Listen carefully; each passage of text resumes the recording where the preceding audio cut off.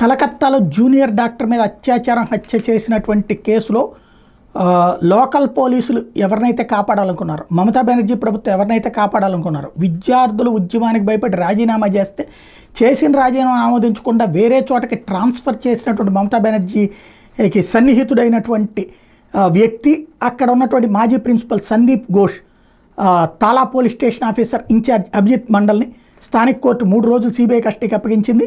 కేసులో వాళ్ళది కీలక పాత్ర, అందుకే వాళ్ళని కలిపి ప్రశ్నించేందుకు 3 రోజులు అనుమతి సంపాదించామని సిబిఐ ప్రకటించింది.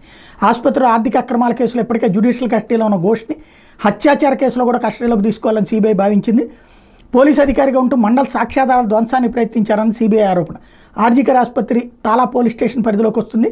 ఆగస్టు 9న ఉదంతం వెలుగులోకి రాగానే ఘోష్ తొలుత ఆ పిఎస్ ఆఫీసర్ ఇన్ఛార్జ్ మండల్తో ఫోన్లో సంప్రదింపులకు దిగారు. హత్య విషయం మండలకు ఉదయం 10 గంటలకే తెలిసిన తాపిగా రాత్రి 11 గంటలకు ఎఫ్ఐఆర్ నమోదు చేయించారు.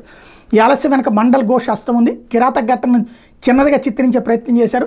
హేమైన నేరాన్ని కప్పిచ్చే ప్రయత్నాలు జరిగినాయి. అందుకే చివరికి పోలీసులు కేసును సుమోటోగా తీసుకోవాల్సి వచ్చిందని సిబిఐ చెప్పింది. అత్యాచార ఘటనలో ప్రధాన నిందితుడు రాయ్తో సహా ఇప్పటిదాకా 3 అరెస్ట్ చేసింది సిబిఐ.